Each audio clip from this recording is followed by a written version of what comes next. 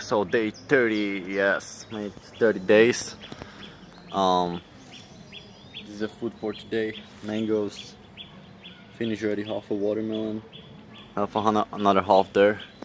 So day 30, raw vegan. I failed actually. I don't call it as a fail. It's just like first day baked potatoes. Then I ate baked potatoes one more time to finish them up. They're in like a cupboard. And then one time I had that fail in a restaurant, and then I think two more times I ate sweet potatoes for dinner. So that's 5 times. So 25 days I was all raw. And as I said, I didn't feel much difference between like eating the coconut for dinner and eating like I mean, I actually felt better eating sweet potatoes for dinner. This Matyom class is always walking by. Anyway, the Woody Woodpecker from Chiang Mai is taking my job, and he's already here in Phuket. And he's already in Phuket. We were actually running yesterday at the Bangwa Dam. And today I think he's feeling a little bit sick. Not sure why. But anyway, I want to talk about salt and whether we need it on a raw vegan diet. And also on like a whole foods cooked vegan diet. So I had some friends suggesting that we really need salt, we really need sodium. Like we need sodium, but we don't need salt. And I think our bodies can pretty much adapt to really low sodium diet.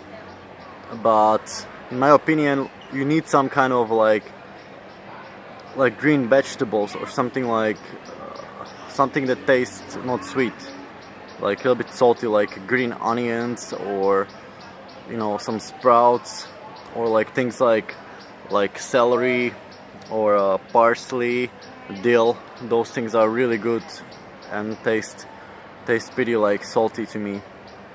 So I believe that we are kind of meant to eat those things together with fruit. Also things like raw cauliflower are pretty good, and I think they contain quite amount of sodium as well. As I said, sprouts like mung bean sprouts, really good source of sodium. And finally, like the coconut and coconut water, really good sources of sodium as well.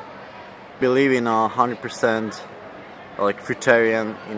I believe in having the greens, especially like I said, the herbs like parsley, dill, and celery, and some other ones like maybe you can find some seaweeds or I don't know. But these are the three. Celery not so often now, so especially parsley, green onion, and dill are the ones that I really like here in Thailand. Well, one of my friends suggested that I need to eat like more salt than that, otherwise it's dangerous. I don't really think so. Like how natural you have to think how natural it is to extract salt from like a Himalayan rock salt or something. Like you would not have easy access to the salt in nature. If you walk through a forest or something, there is not much salt to be found. Of course, in the sea there is a lot, but you can't really extract that. And I don't know, maybe let me know what your thoughts on salt. Would we in the nature like evolve to like collect ocean seawater and then cook like potatoes in it and eat it like that? Because that way it's pretty natural, right? And especially when you swim in the ocean, like you swallow some of the water as well, so you get sodium that way as well. what I notice is like when you put salt on any food, it's much more stimulating. Like you don't find a natural taste anymore. So for example, when you eat potatoes and you put salt in it, it enhances the taste so much more of the saltiness, and you can eat much more than you would usually eat. So that can lead to a natural like overeating, like you're already stuffed, but just the taste is so good that you want to keep eating. So that way it might not be so good, you know. And Himalayan and sea salt, Himalayan rock salt and sea salt, I think it's pretty much the same thing. Maybe a little bit less refined, definitely, but I think it's still like extracted salt. So I don't really rate too much salt, but who knows, in Slovakia when I'm gonna eat whole foods cooked, I'm gonna experiment with really low sodium and then add more salt and see how I go. Maybe, you know, it's the same like eating when you eat like you have really shitty quality access to potatoes, or you have access only to like you know, some blend grains and stuff.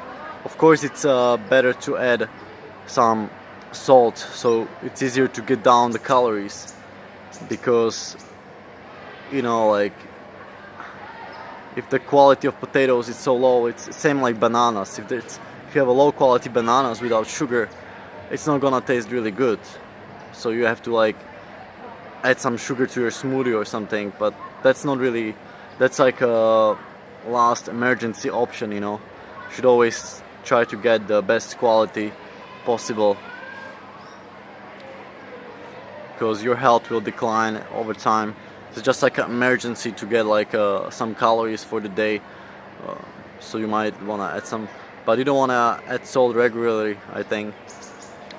So what are your thoughts on salt, and also salt on a raw vegan diet? Do you need it? Some people believe that like diet of fruit and salt is good. I think that we're meant to definitely eat some greens, like especially parsley, dill, green onions, things like that. But I don't believe we're meant to eat salt. Thanks for watching. See you later.